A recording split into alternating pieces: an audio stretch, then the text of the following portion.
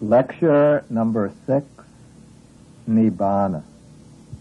Namo tassa bhagavato arahato samma sambuddhassa. The Buddha says that he teaches only dukkha and the cessation of dukkha, suffering and the end of suffering. In the talks given so far, we've dealt primarily with the first side of the Dhamma, with the problem of suffering. However, the truth of suffering is not the final word of the Buddha's teaching. It is only the starting point, the first noble truth, not the whole of the Dhamma. The whole of the Dhamma has to be found by examining all four noble truths. So far, we've explored the negative side of the truth of suffering and its cause. In this talk and in the following talks, we'll deal with the other side, the positive side, with the third and fourth noble truths. But before doing so, it's important to understand why the Buddha starts his teaching with the truth of suffering. He starts with suffering because his teaching is designed for a particular end. It is designed to lead us to liberation. In order to do this, the Buddha must give us a reason to seek liberation. Normally, we aren't aware of the problematic nature of our existence. We live in a world of delusion. We see things as being pleasurable, attractive, permanent. We take our personalities to be a self. We live seeking pleasure, seeking to gratify and bolster the ego. We think only of how to maximize our enjoyment and our personal status. In this way, we get lost in the world of finite concerns. We get swept away by time, the current of time. We get sunk in the dark mass of ignorance.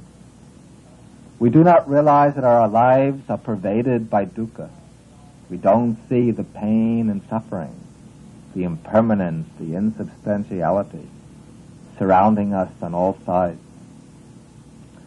To lead us out of dukkha, to bring us to the true state of peace, the peace of deliverance, the Buddha first has to alert us to the danger.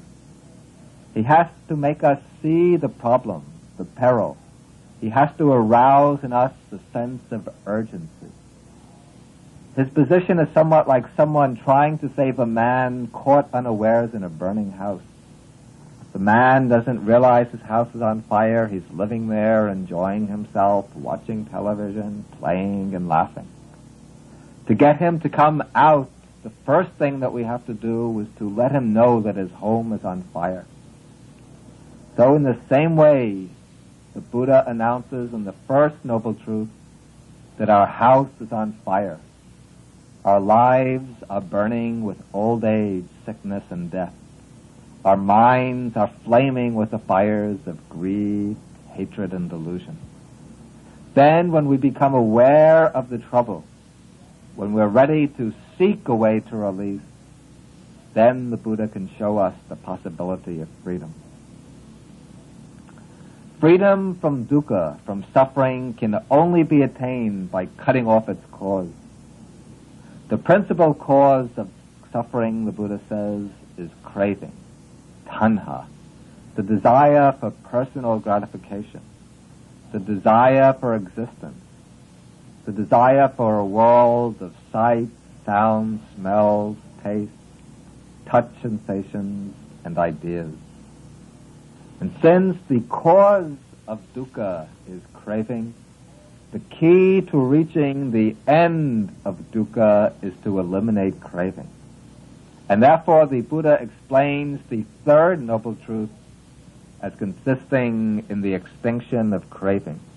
He says, to quote the text, "What now is the noble truth of the cessation of suffering? It is the complete fading away and cessation of craving. It's forsaking and abandonment, liberation and detachment from it." This noble truth of the cessation of suffering has two dimensions, the psychological dimension and the philosophical dimension. We'll deal with them briefly, each in turn.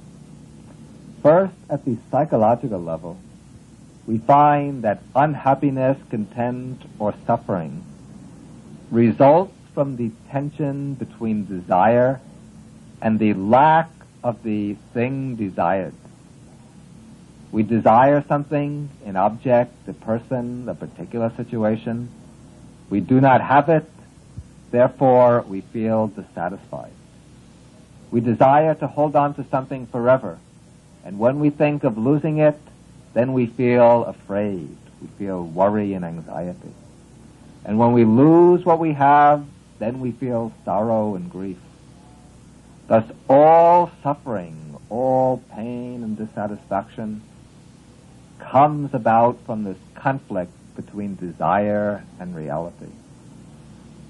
Now, there are two possible approaches to overcoming the unhappiness that results from this tension.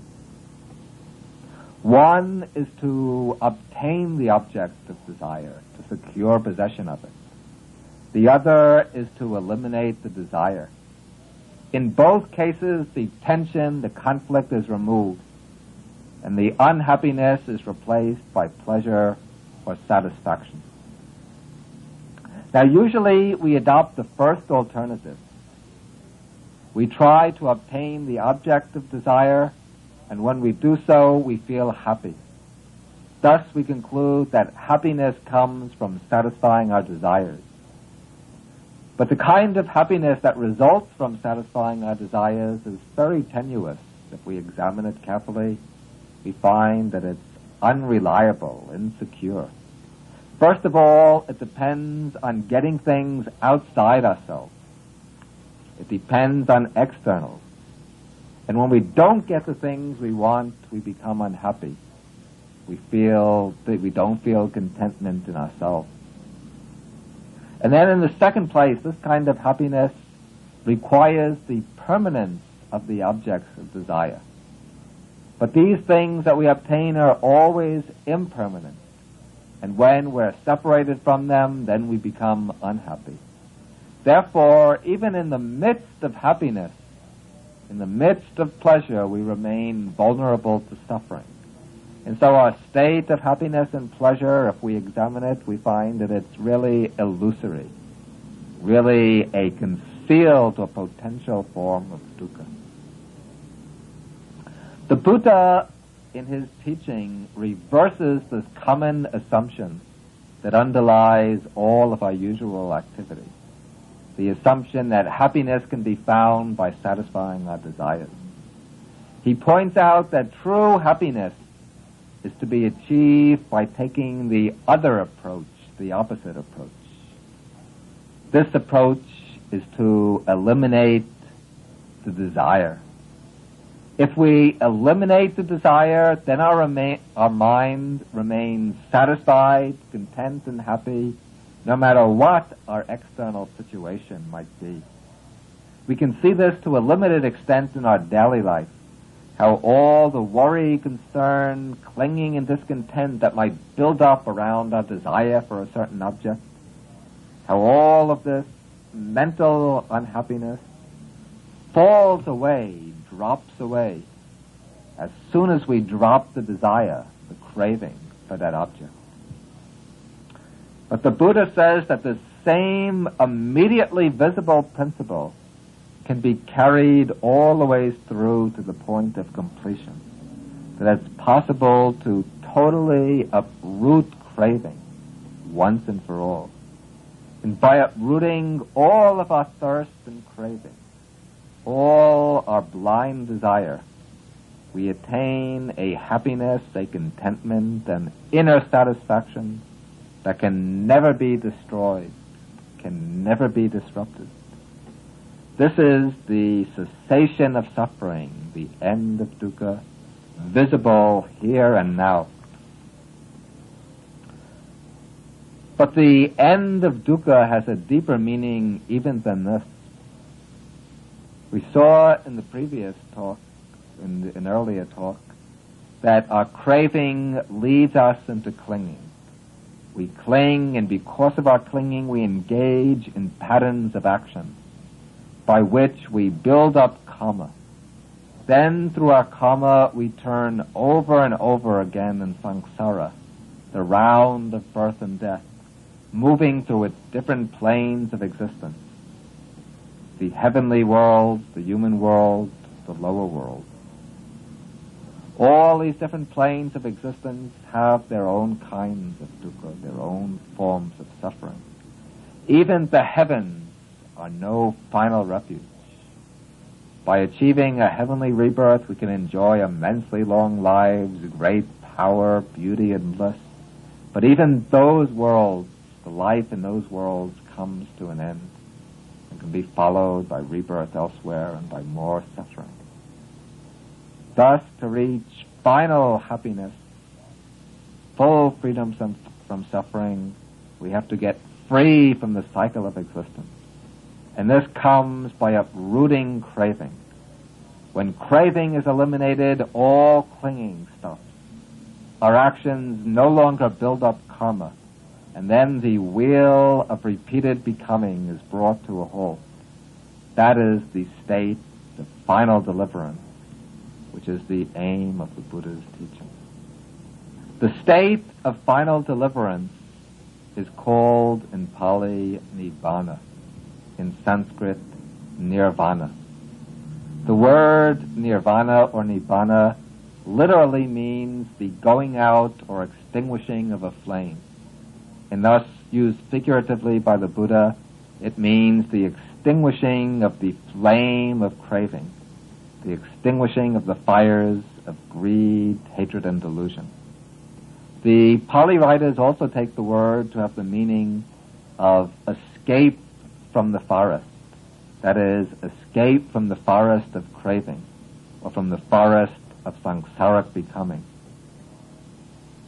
The state of Nibbana is the ultimate goal of the Buddhist path, the end and the consummation of the entire practice. The Buddha says that just as the waters of a river plunge into the ocean and merge with the ocean, so the spiritual path, the Noble Eightfold Path, plunges into Nibbana and merges with Nibbana. Now, when we try to talk about Nibbana, we immediately come up against the problem that Nibbana is said to be beyond the range of speech and language. Nibbana is a supramundane state, a reality which is to be seen, realized, and experienced, not a concept to be conceptualized or an idea to be discussed. Ultimately, Nibbana should be experienced and realized.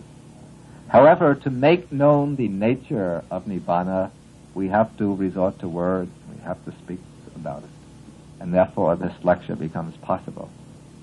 If we were to really give a very direct communication of the nature of Nibbana, we just have to stop the lecture at this point. But then those who are listening would be disappointed, so therefore I'll have to go on to speak to fill up the rest of the tape. Now the question comes up as to the nature of Nibbana, and especially the question is asked, does Nibbana signify only the extinction of the defilements and liberation from samsara, or does it signify some reality existing in itself? According to the Theravada school of Buddhism, which I see to be solidly grounded in the actual word of the Buddha, Nibbana is not only the destruction of defilements and the ending of samsara, but an actually existing reality, a reality which is transcendent to all the realms of phenomenal existence, to the entire empirical world of mundane experience. There are certain reasons which can be offered in support of this view. Here, I don't wish to burden anybody with dry scholarship, but a look at the text, at the suttas spoken by the Buddha, can help clarify for us our idea of what Nibbana is. This part might be a little bit dry, but and a little bit at times difficult to follow. But I ask the listeners to try to follow it, even if they have to repeat the tape. In the suttas, we find that there are certain key words that the Buddha uses to designate existing realities. These we can call ontological terms with an existential meaning. These key terms are the words Dhamma, Ayatana, Dhatu, Pada, and Satya. The words are given on the list of Pali terms. We'll explain these words briefly and then show how each of them is applied to Nibbana. First, we'll take the word Dhamma. We have dealt with this word and some of its more common meanings as the teaching of the Buddha, as the truth made known by the Buddha, and as the path that leads to the realization of truth. But this word Dhamma also has a more philosophical meaning. The word Dhamma signifies the basic actualities, the existing realities, those things which bear their own natures independent of our thinking, of our conceptual processing of them. The Dhammas are distinguished from conceptual entities, those things which do not exist in fact, but only as ideas or notions in the mind. Now, all the Dhammas, the actual existences, are divided into two basic groups, the conditioned and the unconditioned, Sankata and Asankata. A conditioned Dhamma is an actuality which has come into being through causes and conditions, something which arises through the working of various conditions. The conditioned Dhammas include all the phenomena with which we are ordinarily familiar. These all fall into the five aggregates. So any conditioned Dhamma is either a material form, a feeling, perception, a mental formation, or an act of consciousness. Now, all the conditioned Dhammas go through three phases of becoming. First, there's the phase of arising, then finally a phase of falling away, cessation, and in between the two there's a phase called titassa anyatatan. I've mentioned this before. That is the changing of that which stands, the transformation of that which persists. That is, while the conditioned Dhamma lasts, while it persists, it undergoes constant change. It doesn't remain static, but it undergoes transformation. It's in a ceaseless process of becoming. So the conditioned Dhamma has these three phases: arising, transformation, and falling away. Now, in contrast to all of the conditioned Dhammas, there is the class of the unconditioned, which is much simpler. It contains only one actuality. That is Nibbana. In contrast to the conditioned, the unconditioned is not produced by causes and conditions. And then, in contrast to the conditioned, the unconditioned has the three opposite marks. That is, it has no arising, it has no falling away, and it undergoes no transformation. And the Buddha speaks distinctly of Nibbana as a Dhamma. He calls it the supreme Dhamma, the Uttamang Dhamma. And he says in one sutta, he says that of all Dhammas, conditioned and unconditioned, the most excellent Dhamma, the supreme Dhamma, is Nibbana. So Nibbana is definitely referred to by this key ontological term of Buddhism, the word Dhamma. Another important ontological term used by the Buddha is ayatana. This word usually means realm, plane, or sphere.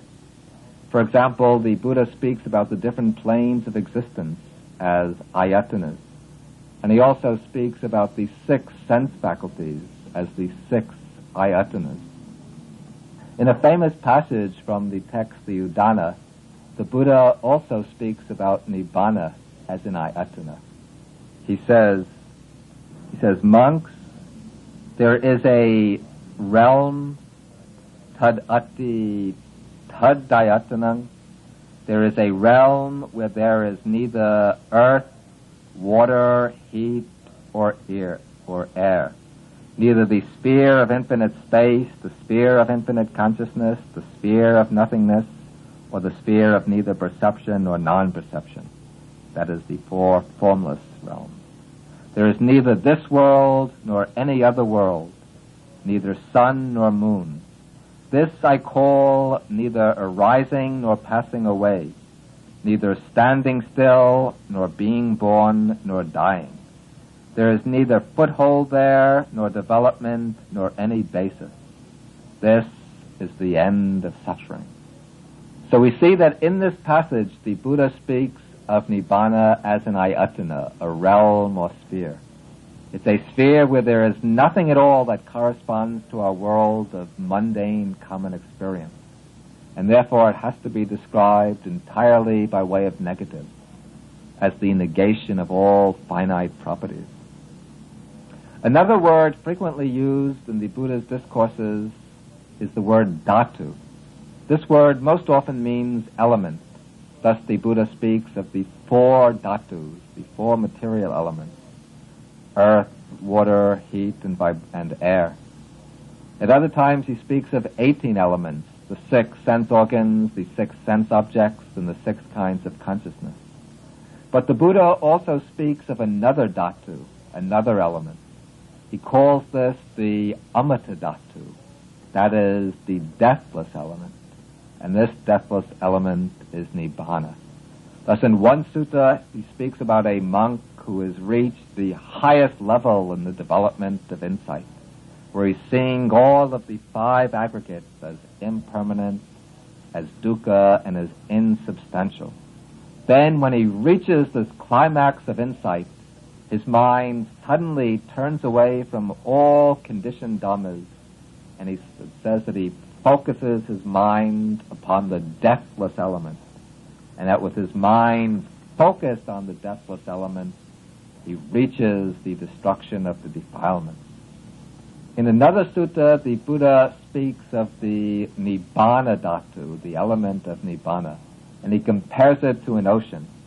He says that just as the great ocean remains at the same level, no matter how much water pours into it from the rivers, it remains at the same height without increase or decrease, so the Nibbana element remains the same no matter whether many or few people attain Nibbana. If many people attain Nibbana, the Nibbana element doesn't grow fuller. If few attain, the Nibbana element doesn't become diminished. And the Buddha speaks quite concretely about seeing Nibbana, the deathless element, almost as though it were the object of an act of vision. In another sutta, he speaks of it as something that can be experienced by the body. It's an experience that's so vivid, so concrete and real, that it can be described as touching the deathless element with one's own body. The Buddha also speaks about Nibbana as a pada. The word pada means a state, and the Buddha calls Nibbana the amata pada, the deathless state. Thus he says in the Dhammapada, better than living 100 years without seeing the deathless state is living one day seeing the deathless state. Another word used in the text is satya. This word means truth. Not truth as a statement, but truth as reality, as an existing reality. There's a passage where the Buddha says, that which the ignorant take to be truth, that the noble ones, the Aryans, know to be false. That which the Aryans know to be true, that the ignorant regard as false. That which is of an imperishable nature, that is Nibbana, and that is the truth known by the Aryans. So here in this passage, that which the ignorant take to be truth, to be real, is a self, an ego entity. And this the Aryans know to be false, since through their insight they have realized that all phenomena are without a self, that they're all insubstantial. And that which the noble ones know to be truth, that is Nibbana. And this the ignorant take to be false, an imaginary thing, or a vain notion. But the noble ones, the Aryans, have seen Nibbana. They've known through direct experience that it is real, the one ultimate reality that's imperishable.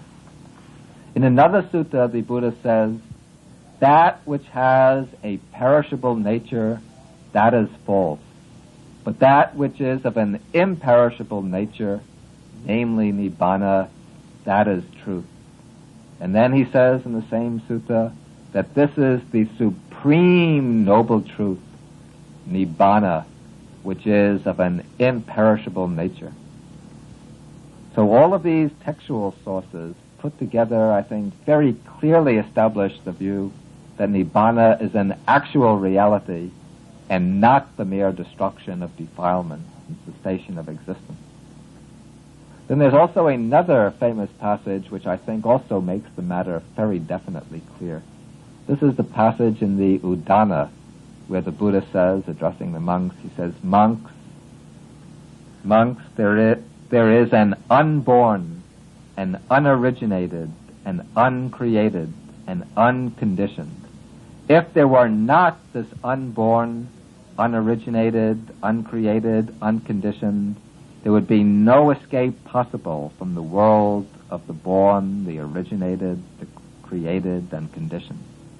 However, since there is an unborn, unoriginated, uncreated, unconditioned, therefore escape is possible from the world of the born, the originated, the created, the conditioned. The Buddha here is saying that if there were no unconditioned reality, there would be no escape possible from the round of birth and death. The round of birth and death would go on forever. There would be no way at all to put an end to it. But the Buddha adds the positive counterpart to this. He says that there already exists an unborn, unoriginated, uncreated, unconditioned.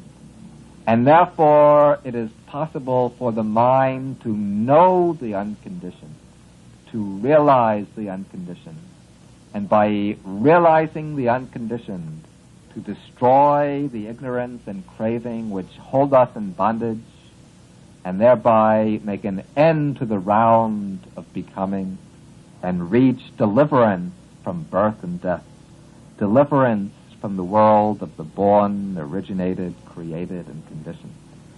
Now, since Nibbana is the precondition for this liberation to take place, since Nibbana must exist for it to be known and for liberation to take place, therefore it's evident that Nibbana cannot simply be reduced to the destruction of the defilement and liberation from the round. Those events are conditioned events. They occur in time, while Nibbana is unconditioned, without any origination, timeless. Now, one particular problem is sometimes raised over the statement that Nibbana is unconditioned.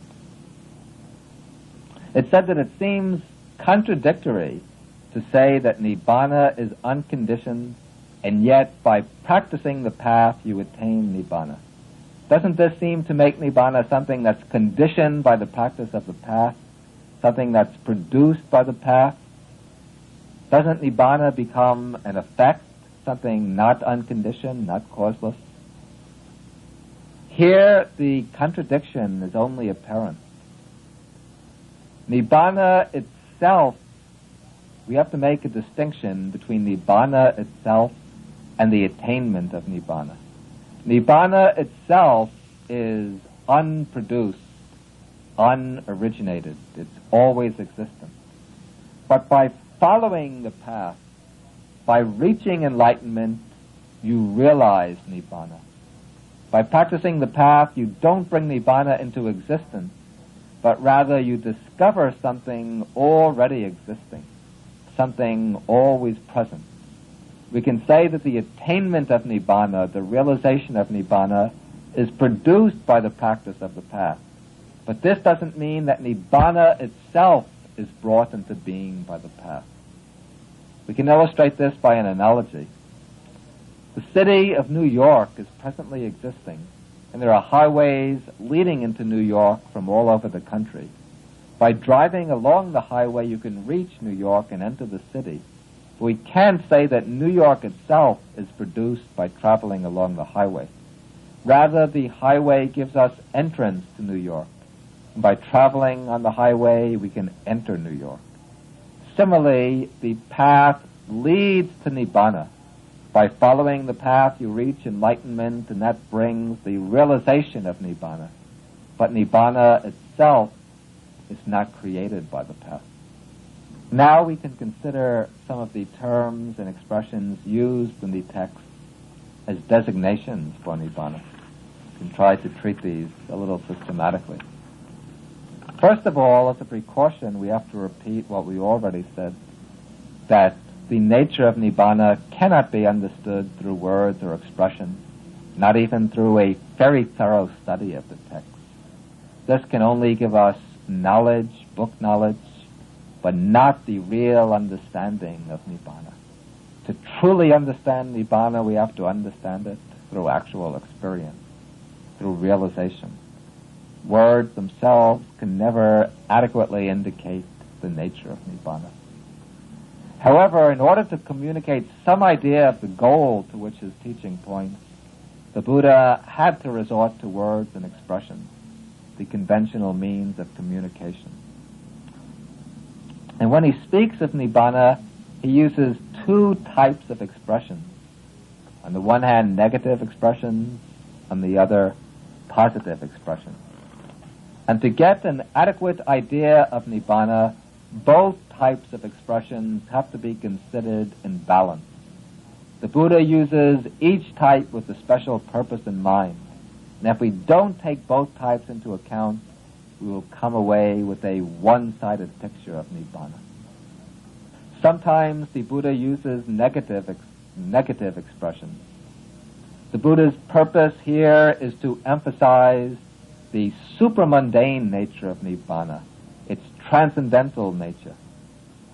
From one angle, Nibbana is something which is completely above and beyond all the limited forms of the world. It can only be described by negations of the conditions of the world. Thus we find such expressions for Nibbana as we've dealt with already, the unconditioned, the unoriginated, the unborn, the imperishable, the unchanging, the unsupported, and so on. These terms all convey their meaning by a process of exclusion. That is, they negate some perceptible feature of conditioned phenomena in order to show that Nibbana is something entirely different and distinct from all conditioned states. But we shouldn't make the mistake that some scholars make of seizing upon these negative terms and then taking Nibbana to be a state of annihilation or complete non-existence. To illustrate this error, the Buddhists speak of a certain parable or story of the turtle and the fish.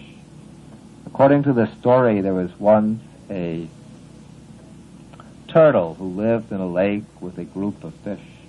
And one day the turtle went for a walk on dry land, and he was away from the lake for a few weeks. And when he returned, he met some of the fish, and the fish asked him, "Oh, Mr. Turtle, hello, how are you? We haven't seen you for a few weeks. Where have you been all this time?" The turtle said, "Oh, I was spending some time on dry land." The fish were a little puzzled, and they said, "Taking a walk on dry land? What are you talking about? What is this dry land?" The turtle tried to think of some expressions, how to explain. He was left speechless. And the fish started asking questions. They said, "Well, this dry land of yours, is it wet?" The turtle said, "No, it's not wet. Well, is it cool and refreshing? No, it's not cool and refreshing. Does it have waves and ripples? No, it doesn't have waves and ripples. Can you swim in it? No, you can't swim in it. So the fish said, well, it's not wet, it's not cool, it has no waves, you can't swim in it. So this dry land of yours must be complete non-existence. Just an imaginary thing, nothing real at all. The turtle said, well, maybe so, and he left the fish and went for another walk on dry land. And so, to sum up, one method for making known the nature of Nibbana by means of negative expressions is to eliminate all the attributes of mundane conditioned phenomena to show that they are all incommensurate with the nature of Nibbana, to show that Nibbana utterly transcends all the attributes of mundane things. Another purpose behind the use of negative expressions is to show the desirability of reaching Nibbana, to indicate the benefits of attaining Nibbana. To this end, the Buddha uses a different set of negative expressions. Whereas the first set is rather abstract and metaphysical, this set is very concrete and experiential. Here the Buddha speaks of Nibbana primarily in terms negating suffering. He holds up Nibbana as the cessation of suffering, dukkha nirodha. Thus it becomes the ideal goal, the aim of all striving, since all beings desire to be free from suffering, to be secure and free from sorrow. Then the Buddha uses terms which negate particular forms of suffering. He calls it the cessation of old age and death, the unafflicted, the unoppressed, the sorrowless state, asoka pada, the fearless state, abhaya, the deathless state, amata. By using these terms, like the cessation of suffering, the Buddha awakens in us the aspiration to attain Nibbana. Then once he's awakened this aspiration, the next step is to point out what has to be done to reach the goal, to show the work that we have to do to arrive at the end of suffering. And to make this plain, the Buddha describes Nibbana by terms negating the defilements, negating the mental factors that keep us in bondage. Sometimes the defilements are summed up in the word craving or tanha, the cause of suffering. And so Buddha calls Nibbana the destruction of craving, tanhakaya. Sometimes the defilements are said to be the three: greed, hatred, and delusion. And so Nibbana is termed the destruction of greed, the destruction of hatred, the destruction of delusion. In other places, Nibbana is called dispassion, viraga, the removal of thirst, the crushing of pride, the uprooting of conceit, the extinction of vanity, the eclipse of ignorance, and so on. These terms all show the work that has to be done to reach the end of suffering. They show the direction in which we have to move and the task we have to accomplish. To reach the goal of Nibbana, it is necessary to destroy greed, hatred, and delusion, to eradicate craving, to uproot conceit, to abandon ignorance. And so the three purposes behind the use of negative terminology by the Buddha, to sum up, is first, to show that Nibbana is transcendental, that it's utterly beyond all conditioned phenomena and quite distinct from them. Secondly, to show that Nibbana is desirable, that it's the end to all states of suffering. And third, to show that Nibbana is to be attained by eliminating the defilements, by uprooting all the unwholesome mental factors.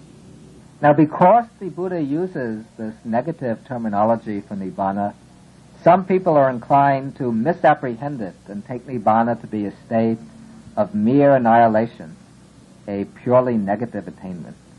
To exclude this misinterpretation, the Buddha also describes Nibbana in positive terms. Some of these terms emphasize in positive ways the desirability of Nibbana.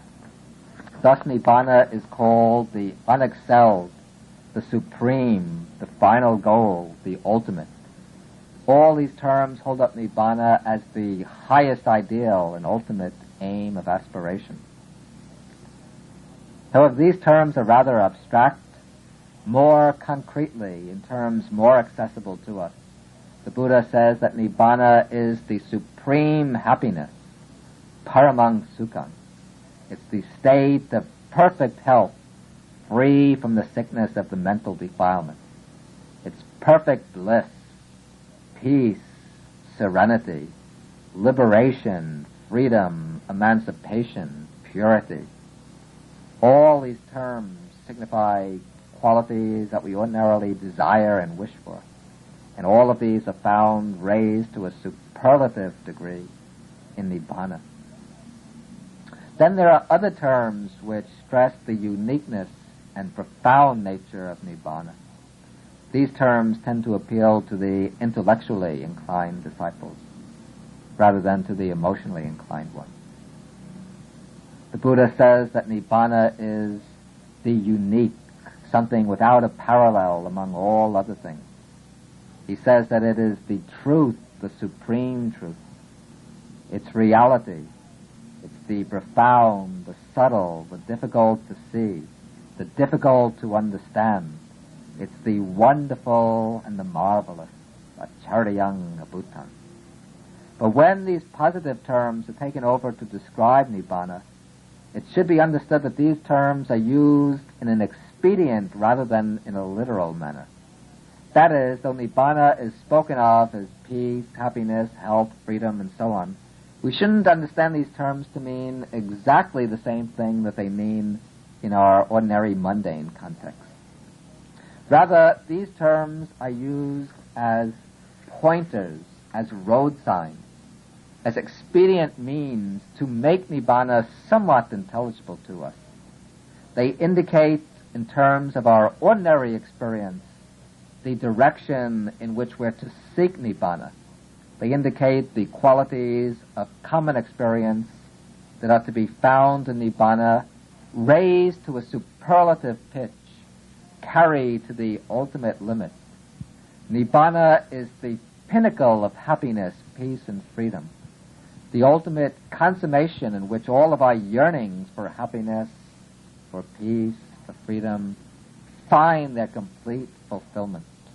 Consummation in which all of our yearnings for happiness, for peace, for freedom, find their complete fulfillment. It's the goal that they point to as their own inherent tendency. Then further, the Buddha also makes use of poetic or metaphorical terms for Nibbana. For example, he calls Nibbana the island, the Dipa. This is a very beautiful word. In one text, in the Sutta Nibbata, he speaks of all living beings as being swept away by a tumultuous river, a fearsome flood which is sweeping them helplessly into the ocean of birth, of old age, and death. And all of these beings seek a place of safety and security, an island which they can land upon and be free from the suffering of birth and death. And so the Buddha calls Nibbana the island, the Dipa, which provides safety and security from the dangers of samsara, from the ocean of becoming. The Buddha also calls Nibbana the cave. The cave is a place which gives safety from the threat of storms, wild beasts, robbers, and so on. And so Nibbana gives us safety from all the dangers of birth and death. Nibbana is called the cool state, the state that results, the coolness that results from the extinguishing of the fires of greed, hatred, and delusion. He calls Nibbana the shelter, the refuge, the further shore. The Buddha says that in our worldly life we are like a man in a hostile land, faced with all sorts of dangers. Wild beasts are running after him. He's being pursued by enemies with drawn swords. He's chased by thieves who are out to rob him. He runs and runs until he comes to the edge of a stream. He wants to get across to the other side where he can find safety. But he has no boat, so he builds a raft. He paddles his way across, and he reaches the safety of the other shore. Here in this parable, the near shore, the region where the man is stuck, that is a symbol for birth and death, filled with all the dangers, troubles, and suffering. The stream is the current of craving, the current of defilements that we have to cross. And the further shore, the destination, the place of safety, that is Nibbana. Now the attainment of Nibbana comes in two stages. These two stages are spoken of as the two Nibbana elements, or two elements of Nibbana, Nibbana Dhatu. One is the Nibbana element with a residue remaining. The other is the Nibbana element without a residue remaining. The Nibbana element with a residue remaining, in Pali this is the Sa-upadisesa Nibbana Dhatu. And this is the state of Nibbana which is attained in this present life by the Arahat, the liberated one. The Arahat has followed the path to its end. He's eradicated all the mental defilements, and he's attained Nibbana in this present life. The element of Nibbana which he realizes is called the Nibbana element with a residue remaining. Now what is the residue that is remaining?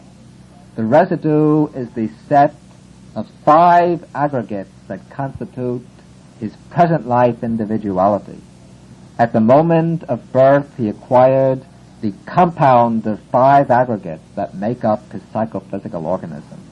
These he grasped through his ignorance and craving from the past life. But in this present life, this person has reached liberation. He learned the Dhamma from the Buddha, he practiced the path, brought it to fulfillment, and by bringing it to fulfillment, he extinguished all of his defilements. But with the extinguishing of the defilements, his individual being, composed of the 5 aggregates, doesn't come to an end immediately. His body and mind continue on to the end of the lifespan. The psychophysical organism that remains, this combination of the 5 aggregates, this is the residue that stays on in his attainment of Nibbana.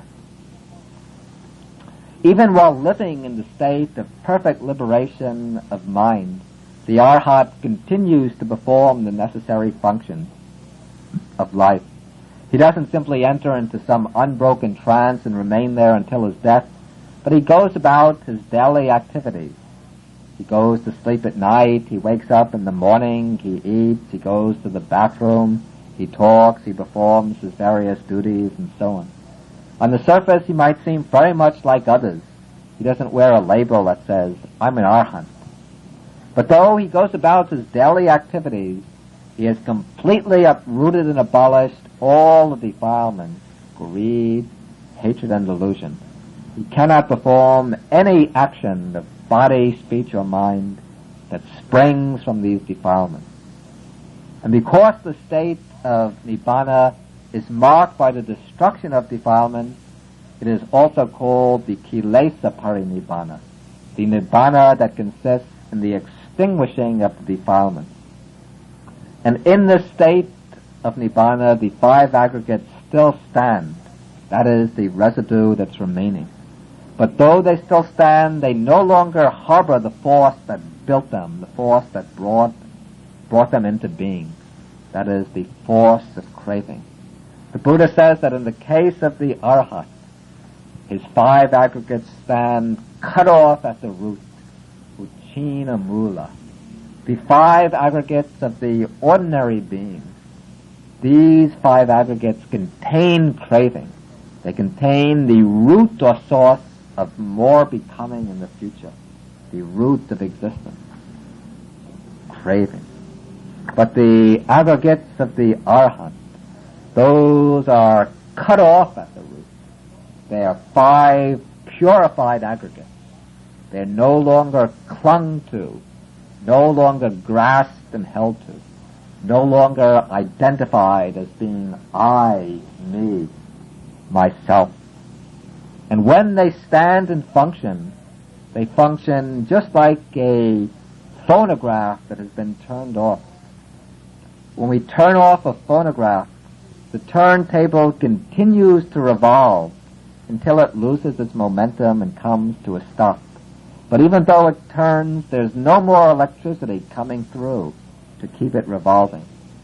Similarly, in the case of the Arhat, there's no more craving and no more clinging running through his mind, sustaining the process of becoming and leading it on to future existences. His 5 aggregates continue on to the end of his life, but the 5 aggregates stand cut off at the root. They no longer support the craving out of which they have arisen. To understand the experience of the Arhat, the experiential side of the Nibbana element with the residue remaining, we can look at it from 3 points of view, according to the 3 basic aspects of human experience. The affective side, the side of feeling and emotion, the volitional side, the aspect of will, and the cognitive side, the aspect of knowledge and understanding. First, we'll look at it from the affective side. And from this angle, the experience of Nibbana is a state of complete happiness. It's a state which is utterly free from all mental suffering, from sorrow, grief, worry, and fear. It doesn't mean that the Arhat doesn't experience pain anymore. The Arhat can still feel pain with the body. If he makes contact with sharp or rough objects, he'll feel physical pain. But this pain doesn't disturb his mind in any way. It doesn't cause him annoyance, sorrow, anger, or fear.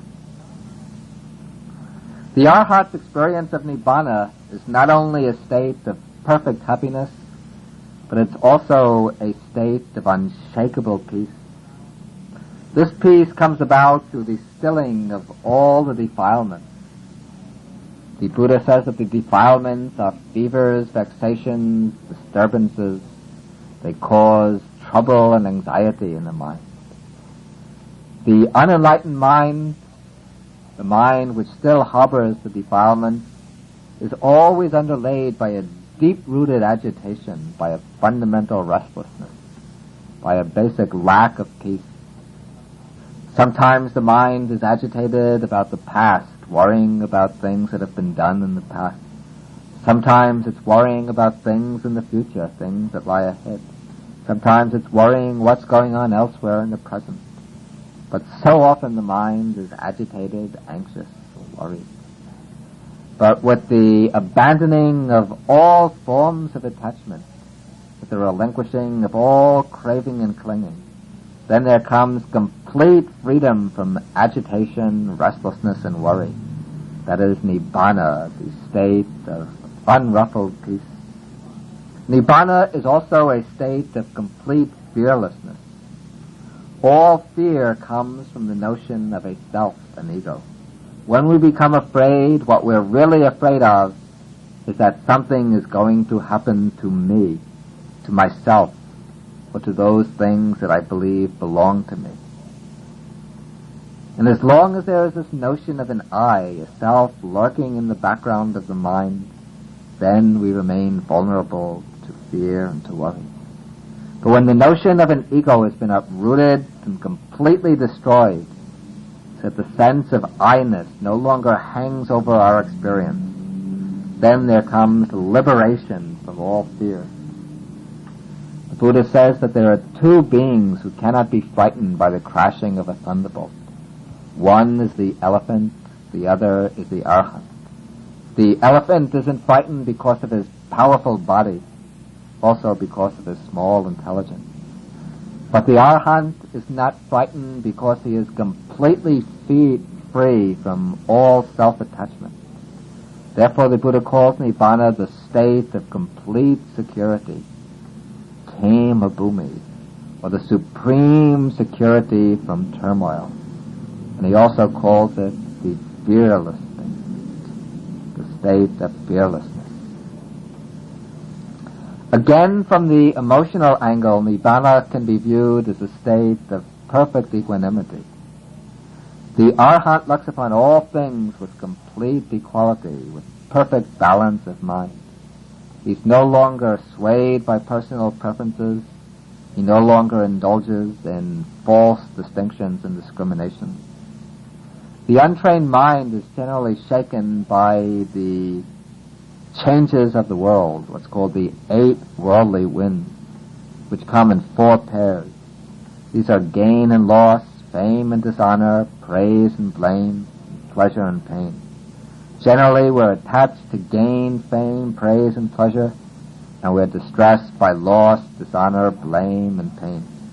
But the mind of the arhat is unshaken by all of these winds of worldly changes. His mind is steady like a mountain of solid rock, steady and unmoving. In all circumstances, the mind of the arhat, the liberated one, is imperturbable. He doesn't go running after gain, honor, praise, and pleasure. He doesn't become upset if he meets loss, dishonor, blame, and pain. He looks upon all these different states as though they were the same. None of them gets an inner grip or a hold upon his mind. However, it has to be emphasized that this equanimity of the arhat doesn't amount to indifference or apathy. It doesn't mean that the arhat is unconcerned with the welfare of others. Sometimes in the later Buddhist literature, especially of the Mahayana, the arhats have been depicted as cold and indifferent people, concerned only with their own salvation. This picture, however, doesn't agree with the impressions of the arhat that we get from the Pali Canon. In the Pali text, the Buddha emphasizes again and again that the supreme person, the most praiseworthy person, is the one who is intent on both his own welfare and the welfare of others. The disciple, first of all, has to accomplish the goal for himself. Only when he's on dry land by himself can he lift others out of the mud. Only when he's liberated himself can he effectively teach and guide others to liberation. But those who reach the goal, who achieve deliverance, they become the teachers and guides for their fellow men. The Buddha says that the arhats are living in the world for the welfare of the many folk, for the happiness of the many folk, out of compassion for the world, for the good welfare and happiness of all living beings. He says that the arhats are instructors, exhorters, who exhort, inspire, and encourage others who are capable of expounding the true Dhamma. He says that it is beneficial even to see such persons, to approach them, to serve them, to call them to mind, to study under them, and to practice under them. He says that the arhats are the masters, the caravan leaders, the purifiers, the dispellers of darkness, the creators of light, the torch-bearers, the sons of illumination for all the world. The arhat's mind is stirred by immeasurable loving kindness and boundless compassion. He pervades all the world with thoughts of loving kindness, thinking, may all beings be well and happy. And he radiates thoughts of compassion, wishing that all beings might be free from suffering, from all harm and trouble. Now this deals with the experience of Nibbana in terms of feeling and emotion. Now to deal with it in terms of will or volition. In our ordinary experience, the will is held in bondage by the defilements. We move and act in the grip of the defilements, And therefore we're driven to act in ways which we know to be harmful even to our own welfare. Under the sway of greed, hatred, delusion, and fear, we act even contrary to our own best interests. Because of our greed and desire, we chase after transitory pleasures, even though we know that in the long run these will have disastrous consequences. We give rise to anger and hatred which destroy our inner calm and which disrupt our personal relationships. We're held in the chains of greed, anger, conceit, worry, jealousy, and so on. But the Arhat's mind is totally free even from the smallest trace of these bonds. He enjoys complete inner autonomy.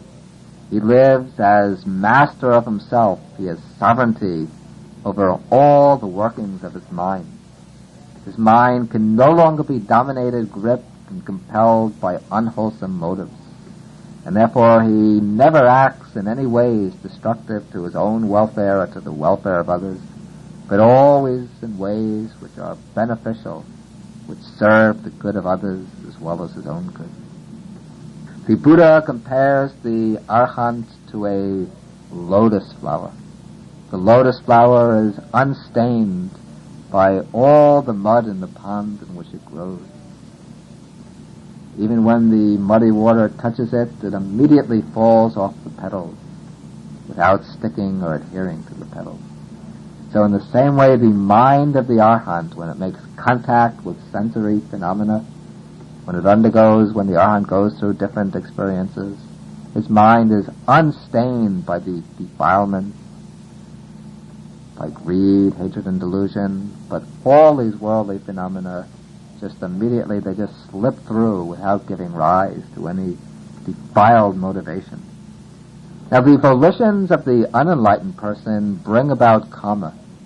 For the unenlightened person, every willed action deposits a seed in the mind with the tendency to produce results, to bring about happiness or suffering in the future, to ripen in a form of future rebirth.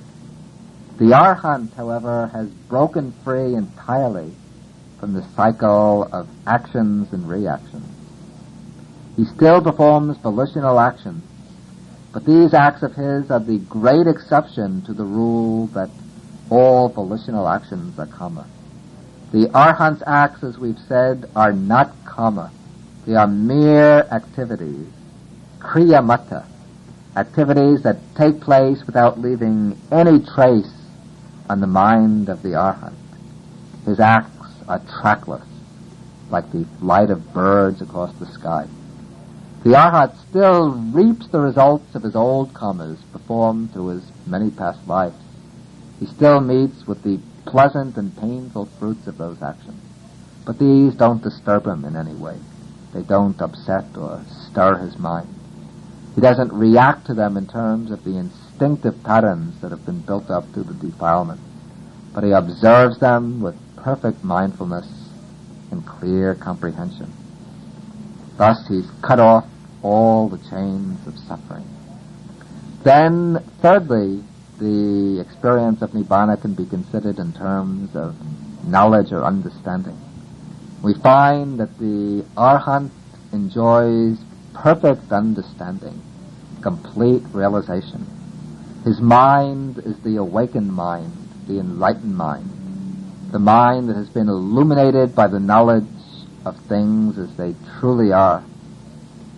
He is no longer misled by the distortions, the projections, the perversions, but he understands and sees all conditioned phenomena as impermanent, unsatisfactory, without any ego reference.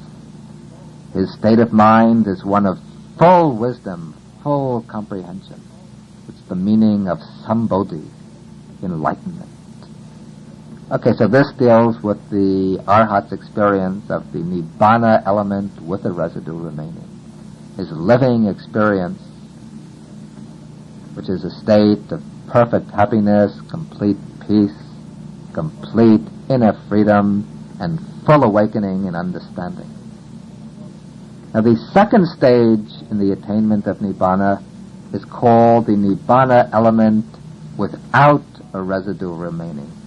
Anupadisesa Nibbana Dhatu. This is the element of Nibbana that is attained by the Arhat with his passing away, with the breakup of the body, what we conventionally call death. But in the case of the Arhat, the Buddha does not use the word death. This word applies to ordinary beings, not to the Arhat. The notion death is connected with birth. It's an event, a phase that takes place in the round of becoming, the round of birth and death. And the notion of death has its basis in the conception of a self who dies. And it's valid only insofar as there is still the notion of a self in the mind. But the passing away of the Arhat is a final and complete passing away from conditioned existence. It doesn't lead to a new birth, and subjectively it isn't conceived as the death of myself. In his own experience of death, the Arhat sees only the cessation of a process, not the death of a self. The experience for him is without any subjective reference, any reference to me or mine. The Nibbana attained by the Arhat with his passing away is the Nibbana element without residue remaining. And it receives this designation because when it's attained, the residue of the five aggregates comes to an end. Now for an unenlightened being, when death takes place, his craving and karma reconstitute the process of the five aggregates with a new physical basis. As a result, rebirth occurs and the flux of becoming goes on. New death followed by more, new birth followed by more aging and death. But with the passing away of the Arhat, there is no more rebirth. His mind has been freed from craving and clinging, and all his old karma built up from the beginningless past becomes defunct, becomes ineffective.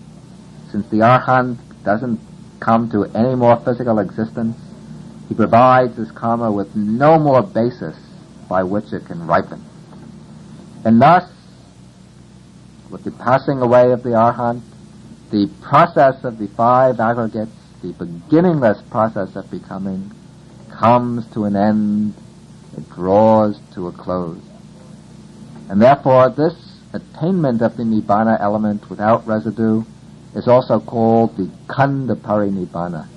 Nibbana consisting in the extinguishing of the process of the five aggregates. Now the question often comes up, what is the state of the Arhat after death? Is it a state of annihilation or non-existence, or a state of eternal existence in some form? The Buddha rejects both of these alternatives. And he says that any attempt to answer this question is inapplicable, invalid. The question, what is the state of the Arhat after death, arises because of an intellectual clinging, a subtle clinging to the idea that the Arhat has a self which must become either eternalized or annihilated.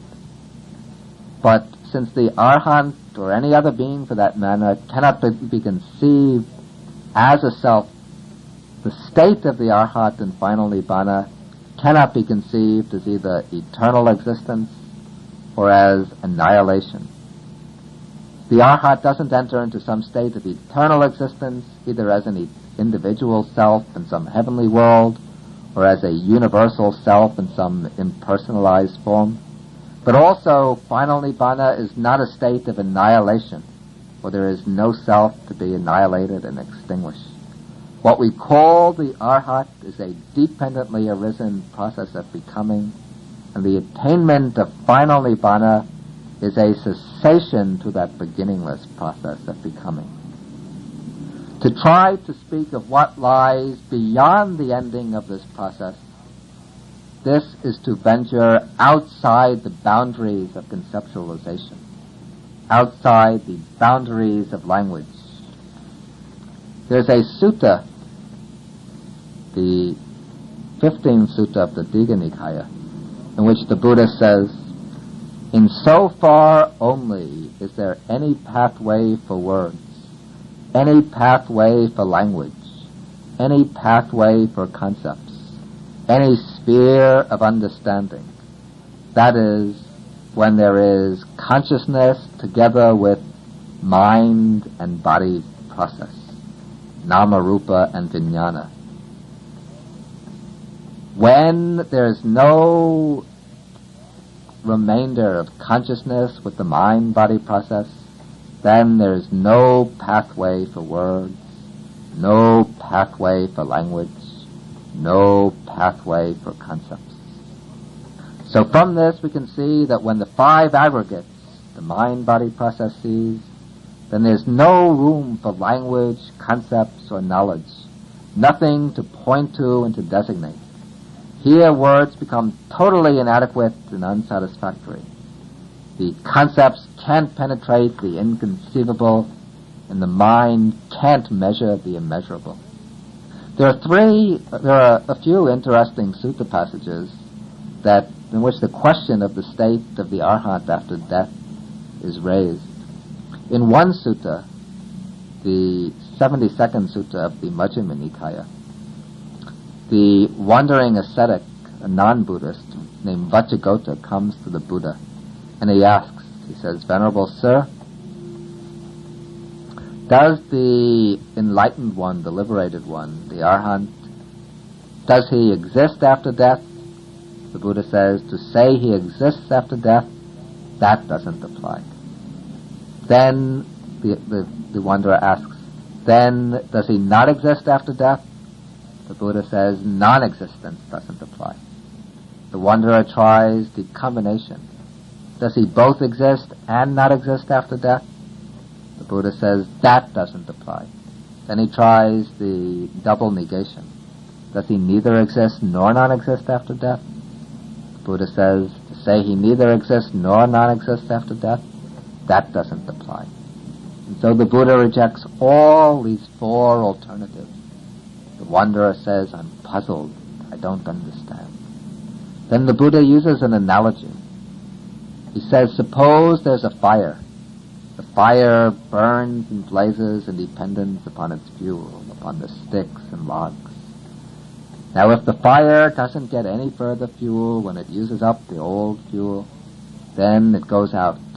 And suppose we ask, when the fire goes out, where does it go? Does it go to the north, to the south, to the east, to the west? The wanderer says, none of these apply. All of these are inapplicable. The fire has simply gone out. The Buddha says it's the same way with the Arhat. The dependently arisen process of becoming has come to an end. However, in case the idea that the final Nibbana is a state of non-existence comes to the mind, the Buddha dispels this with what he says further. He says that the liberated one, the Tathagata, freed from reckoning by way of the five aggregates, by way of form, feelings, the perceptions, the mental formations, and consciousness. The Tathagata is deep, immeasurable, and unfathomable, like the great ocean, not to be conceived by the finite concepts of the mind, not to be measured by the measuring devices of the mind. There's another similar sutta which is spoken by a nun, a bhikkhuni, named Khema. Khema comes to see King Pasenadi Kosala, the king of the state of Kosala. And King Pasenadi asks the same questions about the state of the Tathagata after death. And to each of these, the nun Khema says, that is not declared by the Buddha. The Buddha doesn't say that the Arhat exists eternally after death, that he becomes non-existent, that he both exists and doesn't exist, that he neither doesn't exist nor non-exists after death. The king is puzzled and asks for an explanation. The Bhikkhuni Khema says, do you have, O Majesty, do you have a minister, a treasurer, or an accountant who is able to measure the waters in the ocean, to say that there's so much water in the ocean? The king says, no, I don't. And so in the same way, Bhikkhuni says, the Tathagata, the Enlightened One, free from reckoning by way of the 5 aggregates, is like the great ocean, deep, immeasurable, and unfathomable. Then there's one very beautiful sutta in the collection, the Sutta Nipata, called the Parayana. And in this, an inquiring Brahmin comes to the Buddha and asks him about the state of the liberated one and final Nibbana. The Buddha replies in verse. He says, just as a flame flung into the wind flies to its end and no more comes into the range of conceiving, so the sage, released from name and form, from mind and body, reaches the end, the final goal, and no more comes into the range of concepts. Then the inquirer asks, does he who has reached the goal become non-existent, or does he exist eternally in a state of everlasting bliss? Answer this question for me, O wise one, for you are the one who has understood the truth. Then the Buddha answers. He says, there is no way to measure the man who has reached the goal. That by which we can speak of him, that does not exist for him.